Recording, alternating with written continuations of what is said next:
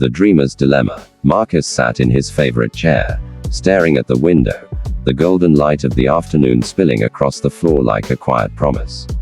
His fingers traced the rim of a half-empty mug, untouched since he had poured it hours ago. The city outside was alive, bustling with movement, a stark contrast to the stagnant silence of his room. He'd been here for weeks, months, really, this time, unable to summon the energy to face anything outside of his small, self-imposed world. The world that was almost enough. It was always almost enough. He had grand plans. He always did. A writer, an artist, an entrepreneur. He could be all of those things. He told himself that, often. Each of his dreams was a shimmering thread, a beautiful tapestry woven from what he could be if he just did something. But the thing was, doing required energy, action. And action, well, action always felt like too much. So he kept telling himself tomorrow would be the day. Tomorrow. Tomorrow. He'd finally finish the novel he'd been thinking about for years. Tomorrow, he'd send out the pitch to the magazine. Tomorrow, he'd start that new business and make it big. But tomorrow always felt just out of reach. And there, in the dim room that smelled faintly of coffee and dusty ambition, Marcus realized something unsettling. He was in love with his own potential. He loved the idea of who he could be, the things he could achieve if he had the energy, the drive, the spark of action. But deep down, he wasn't doing anything. He wasn't becoming anyone. He was just dreaming. Marcus had no shortage of plans, of ideas, of vision. He could talk about all the things he wanted to do, the ways he would change the world. His friends admired his ideas, his boundless potential. But none of them realized how much he had never done. None of them saw the years that slipped away while his notebooks gathered dust. He told people about his grand schemes, and they nodded, genuinely excited for him. "Oh, Marcus, you're going to do something amazing one day," they'd say. But the longer he held onto that belief, the less he actually accomplished. His potential became a mask, a way of hiding from the shame of not living up to his own vision of himself. But the real danger was that no one else could see it, either.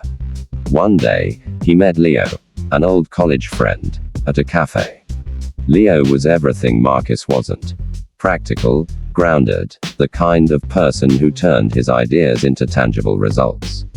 Leo had built a successful company, bought a home, and was in a committed relationship. He was the kind of person Marcus admired from afar, yet never seemed able to become. "So, what have you been up to?" Leo asked casually, sipping his coffee.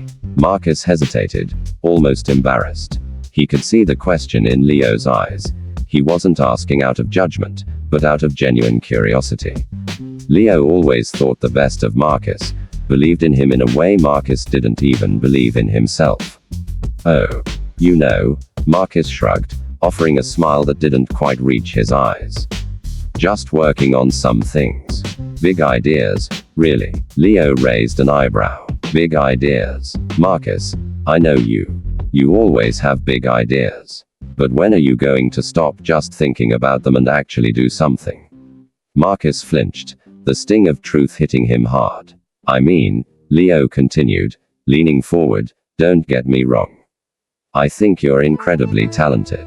But you're always talking about what you could do instead of what you are doing. And that's the difference between someone with potential and someone who actually makes it." The words hung in the air between them like a challenge. Marcus' heart hammered in his chest, but his mind raced. "No, I'm just not ready yet. I can't start. Not yet. I'm planning. I'm preparing."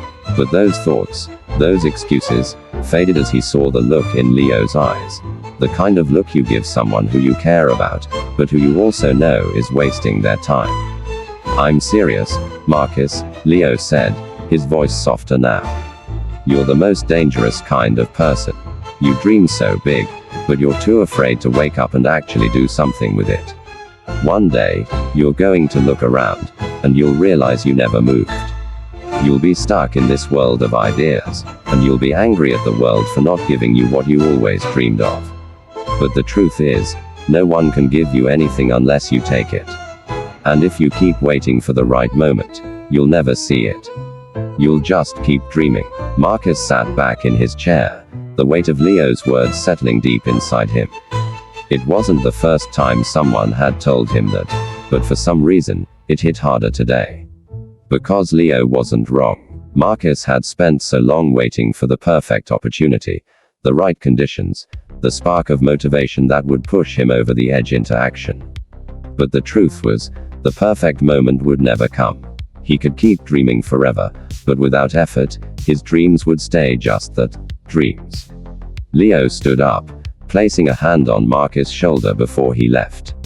"I'll see you around, man. Don't let this slip away." As Marcus watched Leo walk out of the cafe, he knew he had to make a choice. Keep hiding behind the allure of potential, or take the leap. Because in the end, the most dangerous person was never the one who had nothing. It was the one who had everything and did nothing with it. And with that, Marcus stood up, his body feeling heavy but his heart lighter. Maybe it wasn't too late to stop dreaming and start living. He wasn't sure how, but for the first time in years, he was willing to try. It was time to wake up.